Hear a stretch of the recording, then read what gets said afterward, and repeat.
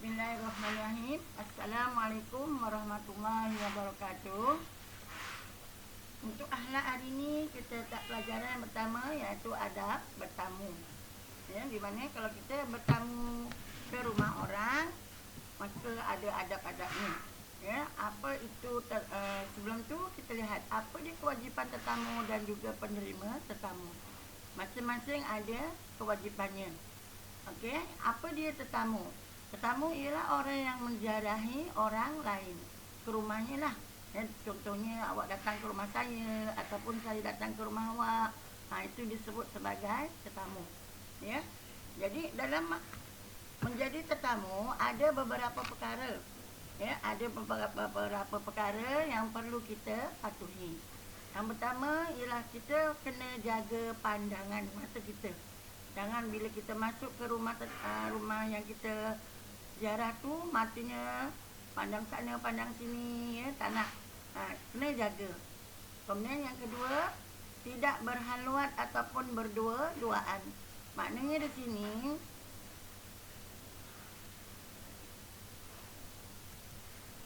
ya, tidak berhaluat ataupun berdua-duaan. Jadi contohnya kalau awak datang menziarah, pastikan di dalam rumah itu ada orang lebih daripada seorang lah. Contohnya kalau awak datang ke rumah kawan lelaki awak, jangan ada dia je, nak kena ada orang lain, mak ke, ayah ke dan sebagainya. Yang ketiga, menjauhi percampuran lelaki dan perempuan tanpa hajat ataupun keperluan. Ya, ini selalu kan pada hari ini kalau kita lihat kawan-kawan lelaki ataupun perempuan datang berziarah ke rumah, ya. Jadi jangan ada percampuran, kena ada batasan. Yang keempat, sentiasa berpakaian sopan dan menutup aurat. Ni kena ingat ni, ya. Yang perempuan kena tutup aurat. Yang lelaki dia tak kisah dia, ya. Tapi yang perempuan kena tutup aurat. 5, iaitu meninggalkan tabarruj, maknanya berhias diri.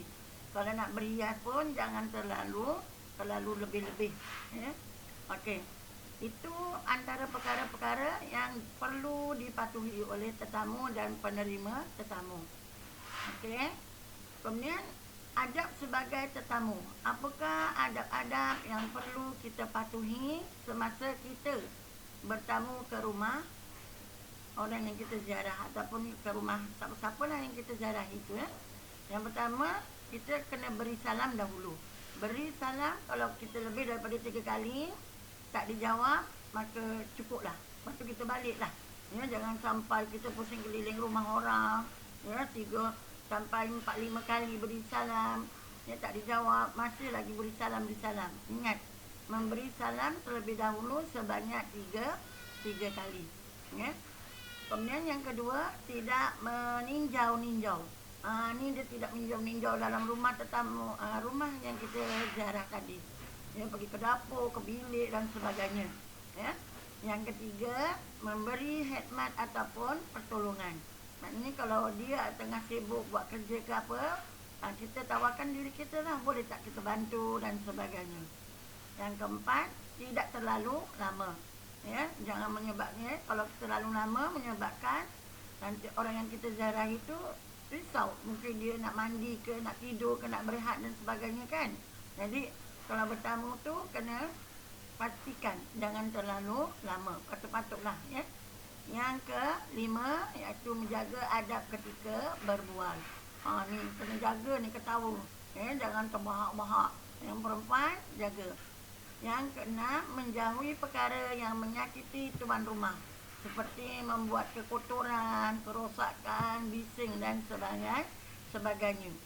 Awak cuba bayangkan, kalau ada orang datang ke rumah awak, lepas tu orang tu buat sepah dalam rumah awak, buat bising, awak suka tak? Tak suka kan? Begitulah juga orang lain. Maka perkara-perkara ini iaitu seperti menyakiti tuan rumah, seperti buat kotor, kerosakan, bising dan sebagainya, kita kena jauhi. Yang ketujuh, hendaklah menziarahi pada waktu yang sesuai. Ya, jangan waktu maghrib. Waktu maghrib orang tengah nak solat, tengah apa semua kan, tiba-tiba dia menziarah. Elok ke tak elok? Tak elok kan? Jadi kena waktu yang sesuai. Kemudian yang ke-8, tidak membezakan orang yang hendak diziarahi. Maknanya contohnya kalau dalam rumah tu ada beberapa orang, kita kena hormat semua. Jangan dengan orang lain kita hormat, dengan lagi yang lain tak hormat. 9. Berterima kasih dan menyatakan rasa gembira bersama tuan rumah. Jadi sebelum kita balik tu, kita kena ucapkan terima kasih, minta maaf kalau mengganggu dan sebagainya. Ya, ini ada 8. Ya, ada 8 perkara yang perlu kita ingat semasa kita bertamu ke rumah orang ataupun ziarah ke rumah orang, ya. Ada hadis Nabi yang menyebut tentang bertamu ni, iaitu yang bererti minta izin masuk rumah itu 3 kali. Jika diizinkan untuk kamu iaitu masuk, maka, dan jika tidak maka kita pulanglah. Maknanya di sini kalau dah 3 kali kita beri salam, tak ada siapa yang mempersilakan kita masuk, maka kita jangan masuklah, kita baliklah, ya. Jadi untuk hari ini cukup setakat ni dahulu. InsyaAllah kita akan jumpa lagi di bawah tajuk yang lain. Wabillahi taufik wal hidayah. Assalamualaikum warahmatullahi wabarakatuh.